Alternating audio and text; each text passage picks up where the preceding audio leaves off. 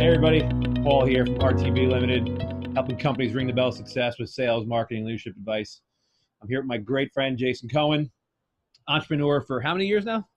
About 16 years. 16 years. Proven business of outsourced bookkeeping, payroll, accounting for startups, small to medium-sized business in the greater New York City area. Jason, thanks for being with me today, man. I appreciate it. Thanks for having me, Paul.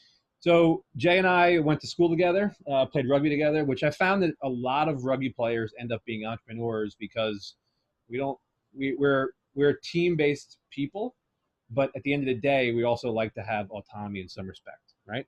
Absolutely. So I think a lot of us have been driven towards entrepreneurship because you still can build that culture and team around the way you think and build your business around what you're really good at. So Jay, let's tell us more about your business. So we provide, as Paulie said, bookkeeping, controller work, basically financial outsourcing on a part-time permanent basis for tech companies, restaurants, professionals, manufacturers, you name it, we've done it or currently do it. Right. So, Jason has a lot of years of doing this, and I think, what we see is that there's three pillars of every company that I think will help them grow. It's the people, the process, and then finally the profits will come afterwards. What are your thoughts on that? Well, the people are very important in my business in that, unlike a CPA firm that does taxes or audit work, it's easy to find somebody with a professional designation that has taken the proper college courses and become a CPA and pass the test. Whereas what we do is the lower end of that. So it's bookkeeping services where there isn't a CPA for a bookkeeper. You could be a CPA and a bookkeeper, but it's not likely. So finding the right people that are qualified and that fit in the environments that our clients have created in their own workforce is paramount to the success of our business. Right. So, obviously at the people side, you have to have the right values, the right mindset that you're looking for, and the kind of people. And what people don't understand is that bookkeeping leads to the accountant reviewing the actual books. So if you don't have the proper entries and the proper data put in, then it screws up everything into the year. So there's a process to it, and we're going to go more into that. But on the people side, what do you think are your biggest challenges, as a business owner, as a person who's growing their business? What do you think is the biggest challenge that you face? I think it's both qualifying that person in terms of their professional capabilities, as well as their cultural fit, not only within our organization, but the places that the companies that our clients that they're working for. So each client has a different culture. Tech companies have a certain culture, and restaurants have a certain culture. So finding that right match is difficult. So you have to hire each individual person for the culture of the company, your company, as well as theirs, correct? Yeah. And that's hard. Yeah, they've also got to be, it's a certain person that's going to want to. So our employees go out to multiple clients, mostly on site, sometimes off site, but they've got to be able to handle multiple companies at once, multiple tasks, multiple things being thrown at them from multiple organizations. So it's a very particular type of person that wants to do that and is capable of doing it. So it's a difficult find. So what are the things that you look for in your values as a company? And then for obviously you're looking for a technical acumen as well and financial acumen, but what for you specifically are you looking for the values of your company? Sure. Well, I'll tell you what comes up frequently in sales meetings with potential clients is, can I interview the person that you're going to be sending in here, or can I see their resume? And my answer is always, if you like me, you're going to like the person that I'm going to send in here. I'm not going to hire somebody that I don't want to work with and that doesn't fit my culture. So if consider this the interview for that person, because that's how we hire. Somebody that's going to fit within our culture is going to fit within any of these cultures. And I think that's key, right? Because you can't work with people if they're not in the same value chain or direction and not in rugby, scrum in the same direction or run in the same direction that you're doing. So that teamwork and that ability to work together is very important. It has to have the same thought process and mindset that you do. So on the sales side, where are your challenges there? What are your challenges that you're facing right now on the sales side? I don't have any challenges. We're amazing, and people are lining up, of course, for our services. There's always a challenge between balancing both sales, ongoing and new customers, and servicing them. We've gotten to situations where I've had so much new business, but I couldn't provide the proper services, and it backfired because I couldn't manage uh, the expectations that I've sold to these people because I've overextended myself. And the opposite is also true. I mean, there's ups and downs.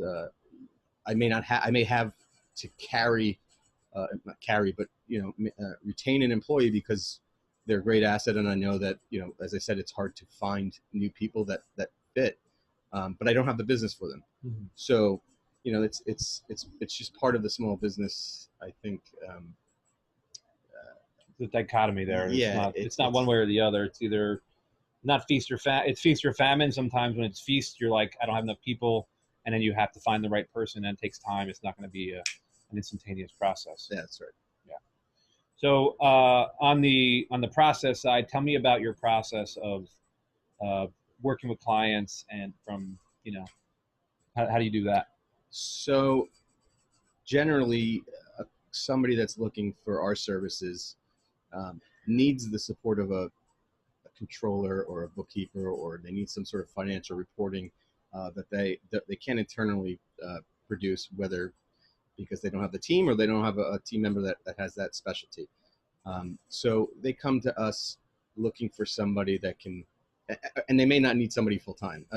Majority of them don't need somebody full time because otherwise you just go and hire somebody. Yeah. So they need that professional service. They just don't need it full time. So we onboard the clients. I generally, myself or one of the managers will onboard them, figure out what their processes are, what they're missing, provide some good practices, and then we will onboard the employee or the rep to handle their ongoing services. If it's bookkeeping functions, then it's the daily operations of the services that a bookkeeper would provide, and monthly reporting is done via either the bookkeeper and the manager, depending on what level of reporting services they need. So it's basically financial consulting, right? Yeah. You come in and you say, let me take a look at your how you do your things, how you run your books. Here's where we can see improvements. Here's what my team will do, and you offer that high-level consulting, and then dive into the nitty-gritty with the day-to-day operations of running the books. Yeah, our slogan is bringing you financial clarity. So right, there's a lot of things that can mean, but we do a lot of systems integrations, as what in addition, the higher level stuff of analytics reporting, as all the way down to the basic, mm-hmm. The functionality of a bookkeeper. A restaurant doesn't need crazy analytics. They may need daily flash reports, but the year-over-year reports and how they're doing. Somebody may just need bookkeeping for taxes, mm-hmm. but somebody, a lot of tech companies need analytics and other information for their boards that sometimes doesn't even exist yet. Right. That we've got to create. So you make new reports. You don't use off the shelf stuff all the time. Yeah, a lot of Excel, a lot of pulling information from various sources to get the results that they're looking for. That's kind of the fun part. Yeah. Dealing with something that's the daily blocking and tackling of doing the books is not fun, but doing those reports like, hey, you've had growth here in this department. You might want to focus more of your time and dollars here to help it grow further, because it's giving you the best return on investment or the best margins, whatever the case may be. Yeah, and we're generally reporting to CFOs and CEOs, and directors that need a certain set of reporting. So there's a lot of back and forth and feedback in terms of what they need and what we can provide, mm-hmm. and what systems can be used to achieve those goals, those reporting. So it sounds like to me that you have the ability to sell this on multiple tiers, right? You can really do a lot for tech companies, be an advisor on multiple levels, not just, hey, your books are in order. Good luck with tax season this year. Yeah, that's the basic, right? That's where we started, and that's what we built the business on.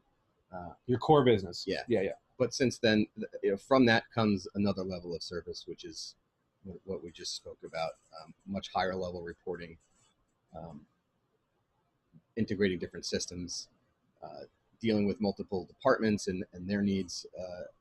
I generally don't provide um, feedback in terms of what they should do with that information, but I'm trying to get to what it is they need to make the decisions that that will help them grow their business, or whatever the functionality is that they need a certain report for, or information for it. So do you need to have, for you to sell it, do you need to have a technical acumen to do it as well, or no?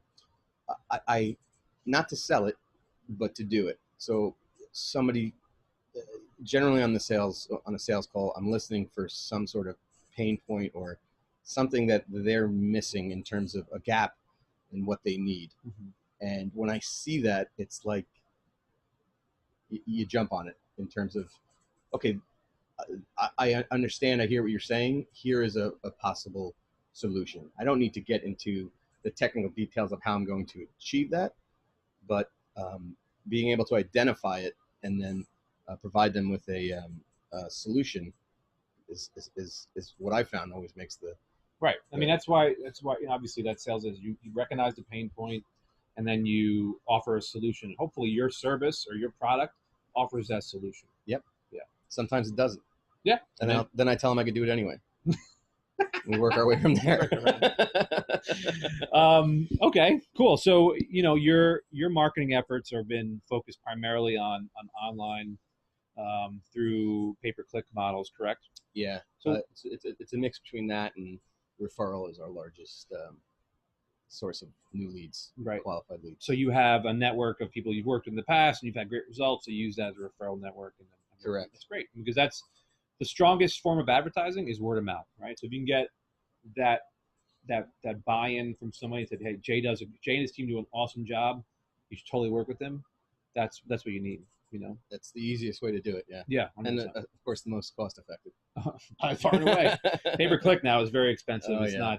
not cheap. So on the profit side, what are your biggest challenges that you face financially as a company?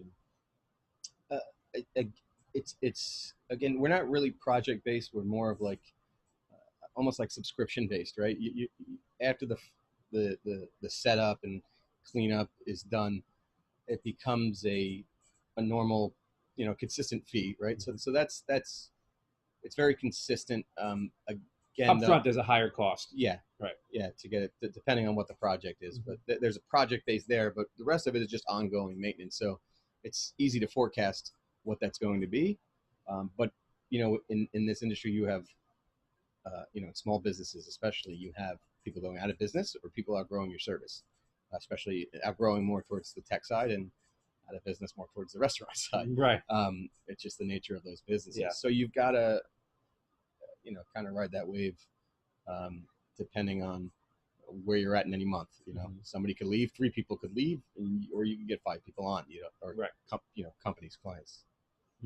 So, but profitability, it's just, 1 month maybe less than the other. It's just a matter of, once you get your base business set up, it sounds like it's kind of, it'll carry you to your next client. Yeah. Right. And that's how you build the base. That's why I say the bookkeeping is the core of our business, because that's the consistent base. And then, not upselling, but there are more services that come out of that. As a company grows, they may need more services that we offer. So, constantly being in touch with the clients and knowing where they're at helps to, let them know that we even provide certain services that they don't need, or they don't know they need, or that they don't know we provide. What are some of those services you provide? What are some of those? Yeah. Well, so in addition to, and I don't think I mentioned this, we also offer payroll services and HR services. So those kind of go hand in hand with the bookkeeping.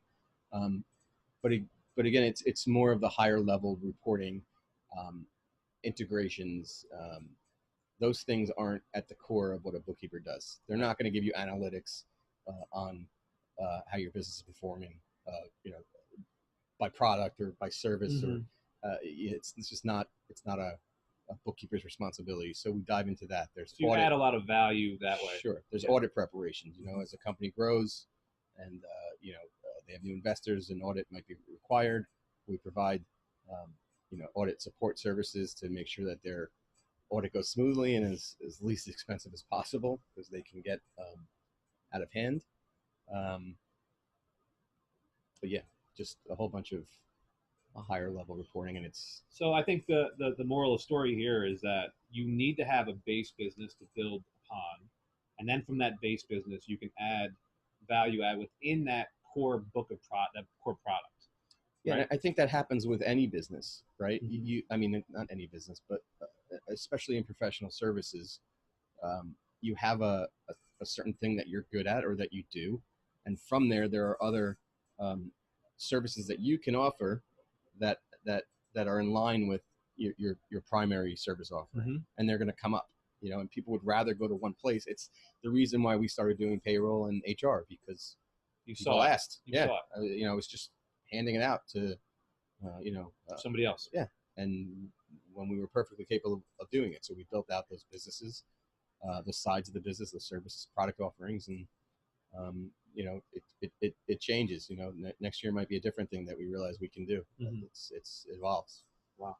So I think it's a great lesson here for any entrepreneurs. Now Jay's been doing this for, like we said, 16 years, and he's built that core business, and from there built out the other arms of the business in line with his core values and his core focus, right, which is financial acumen for businesses who are growing and scaling. And so I think that's some great insight. So the last part of this is, you know, RTB means to go out there and ring the bell, right? I wasn't born with this face. You knew I boxed for a long time. And then rugby, I always related that to a fight, right? So, you know, as an entrepreneur, it's hard getting into bed sometimes.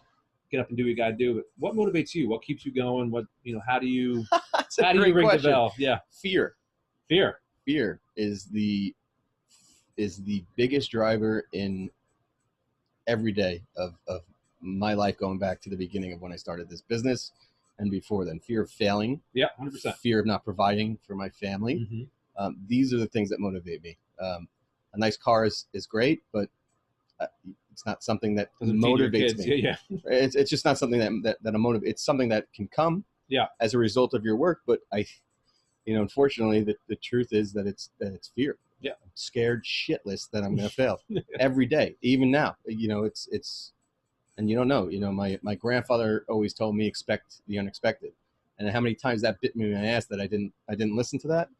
It happens. You never know. But as long as you keep moving, or this is what I tell myself anyway, if you just keep moving, and meaning don't sit still and wait for shit to happen or something to come to you, you got to go. You got to just go and be out there. Yeah. Otherwise, no one's going to know you're there. 100%. You know.